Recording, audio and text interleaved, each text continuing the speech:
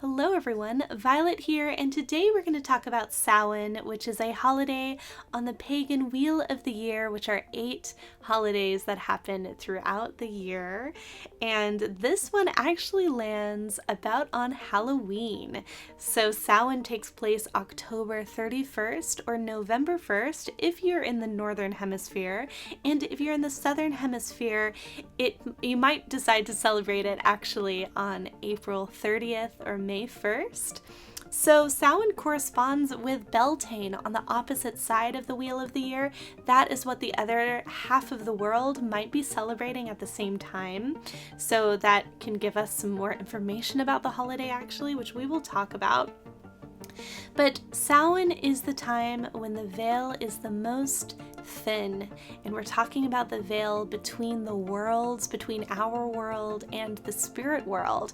So it's thought at this time that you can more easily and accessibly connect to ancestors, to spirits, to many different types of energies and elementals, however you choose to see it. And I like that this connects to Beltane, because I also see Beltane as perhaps being the time when the fairy doors open on the other side of the wheel of the year. So that's pretty interesting. But also Beltane is a time of celebrating life and really experiencing, where you are right now in life, in joy. And Samhain is more so about honoring the dead. So also remembering and thinking about those who have passed on. So they're a beautiful combination, and I think those holidays have a good relationship with each other. The Samhain time is also thought to be the witch's new year. And I connect to this especially thinking that this is the Sabbat, the holiday that begins an internal focus.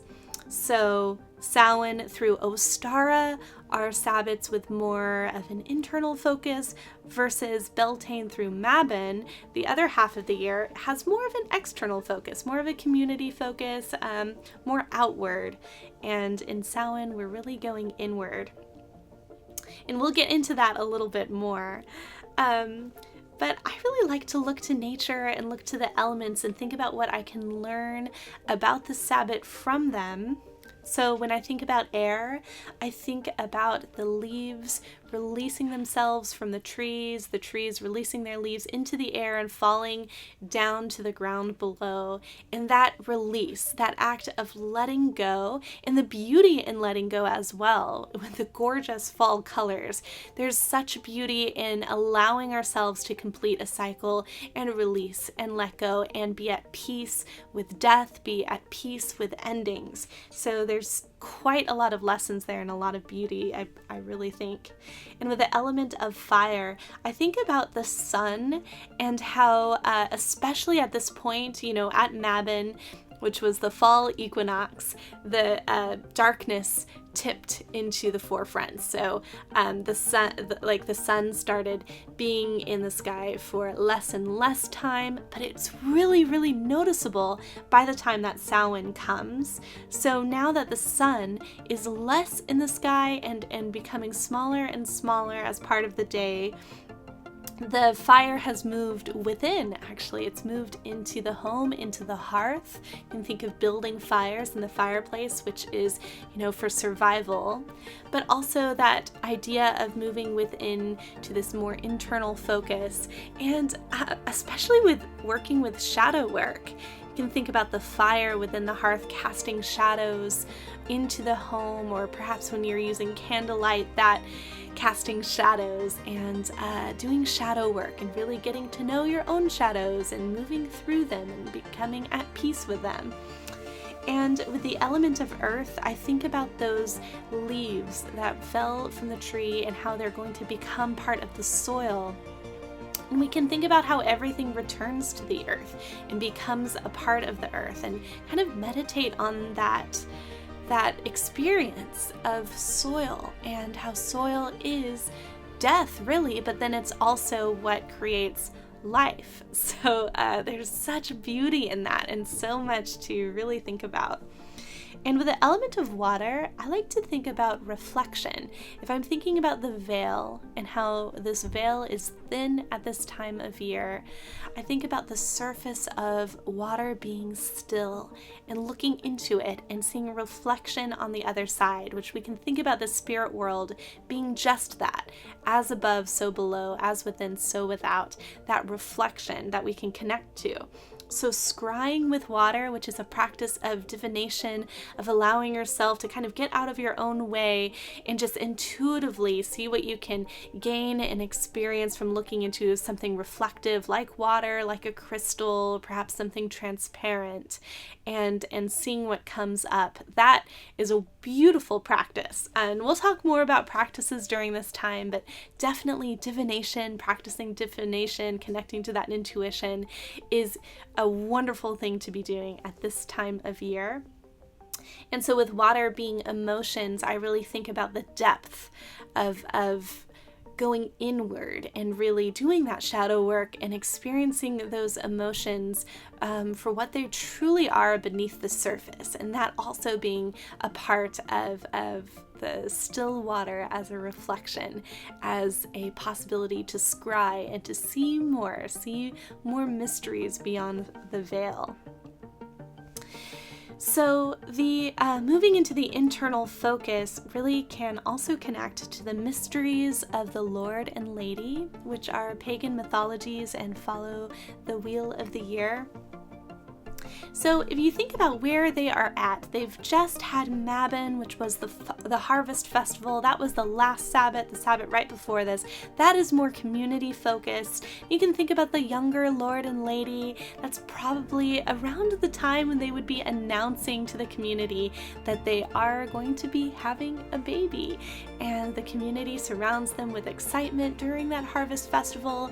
And then later on in the older years, this would be the time right after the Lord has sacrificed himself for his family, and the lady is in mourning. She's moving into the crone aspect, and perhaps the community has surrounded her with support during that harvest festival.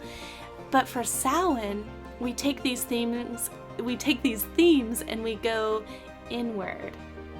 So for the younger Lord and Lady, they are now connecting to the ancestors for wisdom and blessings for this unborn child, which, if you think about it, is still somewhat on the other side of the veil. And for the older aspects, this is the time when the lady is still in mourning, but perhaps now she's moved into solitude and she's experiencing her grief on her own for the loss of her beloved, and perhaps even making peace with death itself at this time, which is really, really beautiful.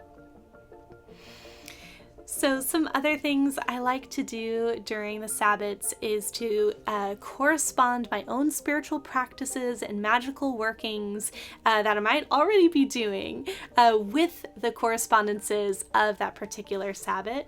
So with Samhain, you can use colors like purple, black, gray, bright orange.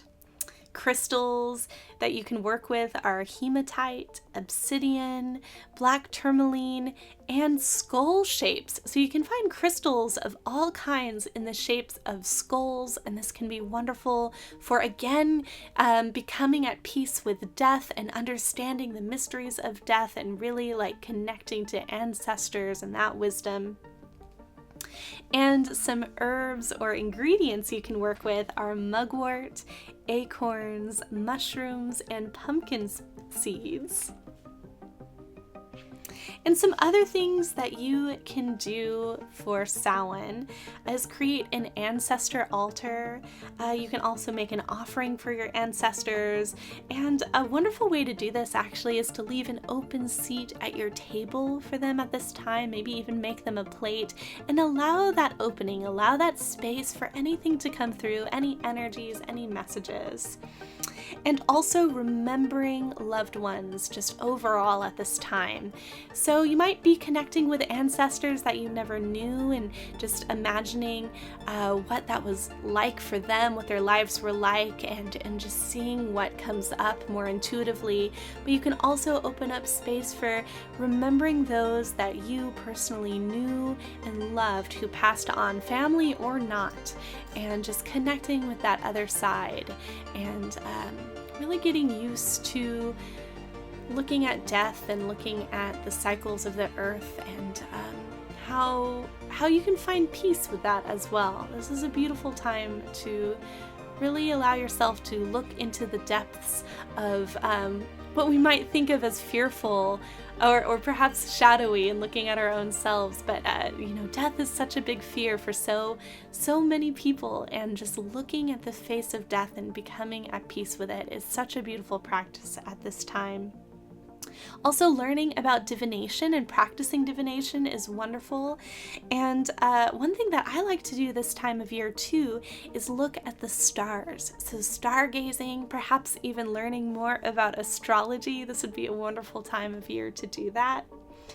Also, many people will be celebrating Halloween, so your typical Halloween celebrations are also wonderful for Samhain, so you can keep that in mind.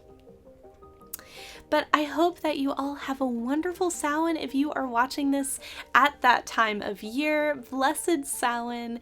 And if you're watching this because you're learning about the different the different Sabbats in the Wheel of the Year, you can check out my playlist. We are almost complete, actually. We just have Yule up next, and then we'll have a totally complete playlist with one video for each Sabbat. So please check that out. And otherwise, thank you so much for being here. Please like and subscribe, comment down below what you are thinking about this Samhain, what you are experiencing, and I hope to see you in the next video.